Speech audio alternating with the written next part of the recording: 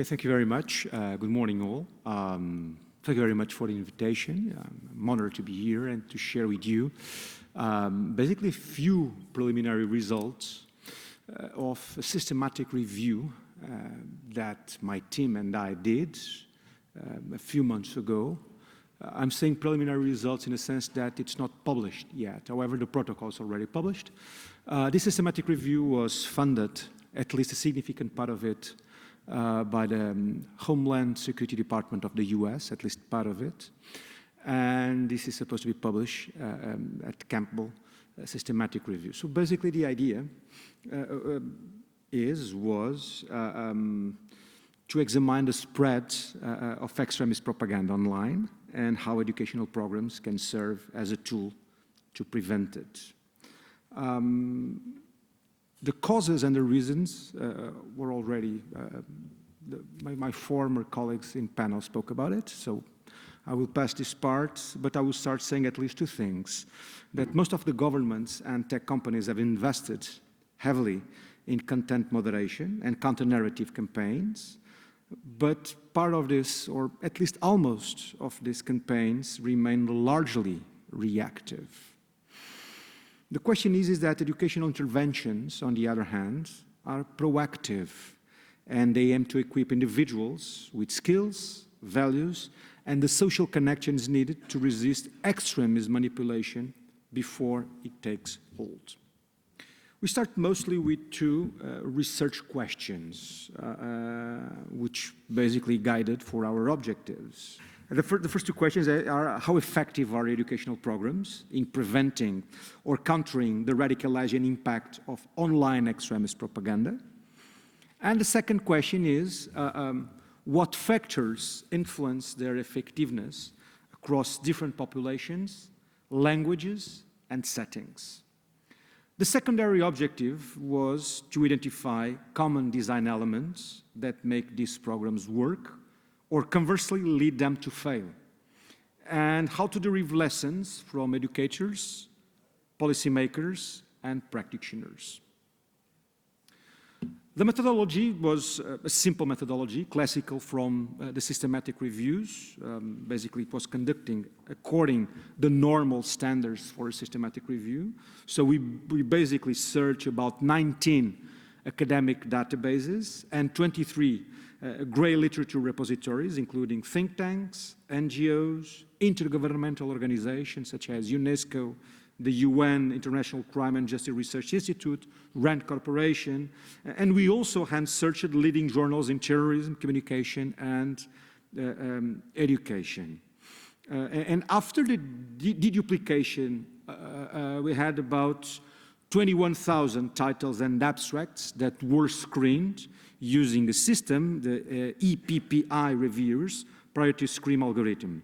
And 81 full texts were independently reviewed by 2 researchers, and only 5 studies met the strict inclusion criteria, reflecting with this the scarcity of robust experimental evidence in this area. So the eligible studies had to evaluate educational interventions, either online or offline, designed to prevent or counter violent extremist propaganda. Both randomized controlled trials and quasi-experimental designs were included, of course, provided they had valid comparison groups. And so because the included studies used very different constructs, ranging from critical thinking and resistance to propaganda to social belonging, we did not pull the results statistically. Instead, we use narrative synthesis, qualitative integration of implemented data. Our review also looked at who was involved in these interventions. And many programs actively engaged educators, youth leaders, community coaches, and students as co-designers and facilitators. For example, there is a Spanish community program with local mentors. They implemented a so-called sport-based workshops that emphasize belonging and teamwork, and in the inoculation games, youth participants themselves provided design feedback to ensure that the learning experience felt authentic and engaged. We intentionally also choose this participatory approach because resilience to extremism cannot be built for communities, but must be built within the communities. Of course, we had limitations and challenges. And of course, as I don't know if you had experience of a systematic review, we face the normal challenges of a systematic review, which is small evidence-based, only 5 eligible studies across all the languages. And when I say languages, I'm saying English, French, Portuguese, Spanish, Scandinavian languages. And so in all those languages, we just found 5 eligible studies. Another challenge is it's a short follow-up period. So most studies measure immediate but not long-term effects. Another problem is the subjective measures. So the outcomes were often self-reported rather than behavioral. And the other problem is the heterogeneity. So interventions, target groups, and the outcomes variedly. Widely. Of course, we address these issues through transparent reporting, bias assessment tools, and of course, cautious interpretation. But these limitations underscore how early stage this field is. But let me now turn to the core of this presentation, which are the key findings. And despite the small number of studies, they offer, at the same time, valuable insights into what educational strategies work best, why they work, and where they fall short. I think the first finding, it's about inoculation and pre-bunking approaches. The most consistent evidence came from inoculation-based interventions. So those that expose participants to weakened examples of manipulation and teach them how to refute it. One example we found, it's the so-called radicalized game developed by the UK. So participants played the role of an extremist recruiter trying to persuade others online, and this role reversal allowed them to experience manipulation techniques firsthand, such as emotional framing, scapegoating, and false dilemmas. And compared to control group who played a neutral game, participants in the inoculation condition show significant improvements in recognizing manipulative content and in their confidence to resist to extremist violent rhetoric. A second study, a cross-national trial conducted by the United States and Finland, tested how short reputational messages affected resistance to 9/11 conspiracy propaganda. Here, in this program, this study, we had inoculation of participants who were less persuaded by extremist content, and importantly, the effects were consistent across both cultural contexts. Together, these findings show that inoculation and pre-bunking can build measurable cognitive resistance, effectively training people to spot manipulation in real time. However, the effects were short-lived, typically fading after a few weeks. And this suggests that, like vaccines, psychological inoculation requires booster sessions, repeated exposure and reinforcement to maintain protection. Another key finding, it's about personality and individual differences. So one experiment explored how individual traits shape susceptibility. It found that aggression, low empathy, and sensation-seeking predicted vulnerability to extremist messages more strongly than exposure itself. This tells us that personal disposition matters. And the same intervention might work differently for different people.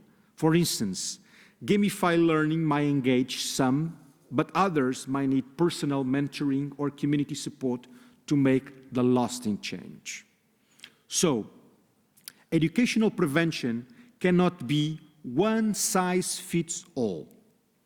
Programs should be adaptable, combining digital tools with human-centered approaches that respond to personality and context. Another key finding, it's about the community-based and experimental programs. A particularly interesting case came also from Spain, the same that I mentioned previously. It's a sport-based community program that applied the 3N model: needs, narratives, and networks.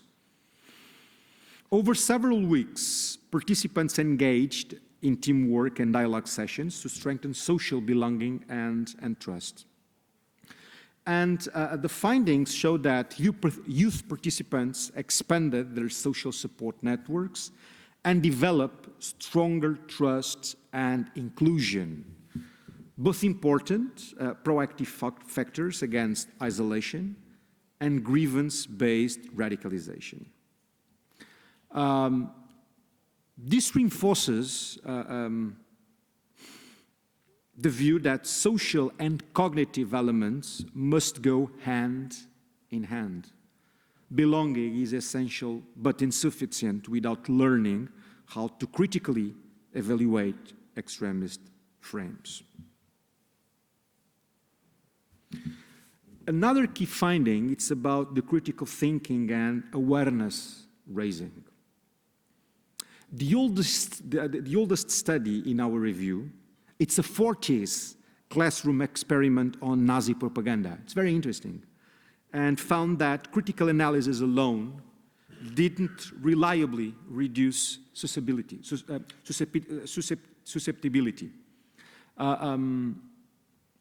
The students could identify manipulative techniques, but were still swayed by the messages, especially after repeated exposure. This historical insight mirrors show that simply knowing about propaganda doesn't protect us from it. Emotional engagement and repetition are powerful forces, and therefore interventions need to go behind fact-checking or simply awareness-raising to include motivational and emotional engagement. Another key finding, it's about the integration of cognitive, emotional, and social mechanisms. So when we compare the results from the 5 studies, the most successful programs just combine 3 mechanisms of change: cognitive, emotional, and social. By cognitive, I mean teaching people to recognize manipulation and use critical reasoning, inoculation, debunking. By emotional, I'm just saying that using empathy, storytelling, and perspective taking to disrupt us versus them thinking. And by social, I mean that building belonging and trust will help to reduce the need to seek identity in extremist groups. So the interventions that touch all the 3 layers, cognitive, emotional, and social, achieve the most meaningful results, even if modest. By contrast, those focused on a single dimension, like pure critical thinking, had weaker and short-lived effects. Overall, the evidence base is promising but limited. Most studies rely on self-report attitudes rather than behavioral outcomes. A few measure long-term impact or tracked online activity changes. Yet, despite these limitations, the direction of evidence is clear. Educational inoculation and community engagement can reduce susceptibility to extremist propaganda, particularly when used together in multi-layer designs. Summing up, what about the relevance and impact? So what these findings mean in practice? For researchers, means that we need larger, cross-cultural, longitudinal studies with standardized outcome measures. Pre-registration and open data should become the norm to improve transparency. And hybrid interventions that combine online and offline learning deserve particular focus. As for policymakers, we need to be aware that educational prevention should complement, not replace, traditional security responses, and integrate pre-bunking and digital literacy into national curricula, especially at secondary level, is crucial. Invest in community programs to promote belonging, mentorship, and civic engagement for youth at risk, and of course, fund evaluations. Every new program should include an evidence component. For practitioners and the educators, the ones that are on the front line, move behind information delivery to active experimental learning, combine media literacy with emotional intelligence and dialogue, use gamification, storytelling, and real-life examples to make lessons engaging, and design flexible models that can be adapted to local communities and learner needs. As for key takeaways, and I'm finishing, to summarize, interactive, gamified inoculation and pre-bunking methods work best for short-term cognitive protection. Critical thinking alone is insufficient. Motivation and emotional do matter. Social belonging and trust are vital protective buffers, but must be linked to cognitive learning. Individual differences shape the outcomes. Programs should be flexible. And evidence-based remains small, but points clearly toward the value of integrated multi-level educational strategy. So in conclusion, sorry, forget this one. In conclusion, education represents one of the most promising frontiers in preventing online radicalization, but it's not a quick fix. That's the point, it's not a quick fix. And our review shows that by combining cognitive inoculation, emotional engagement, community belonging, if we combine those three layers, we can build a genuine resilience against extremist manipulation. And to move forward, we need partnerships between researchers, educators, policymakers to develop and test and scale interventions that are not only evidence-based, but also culturally grounded and human-centered. Thank you very much.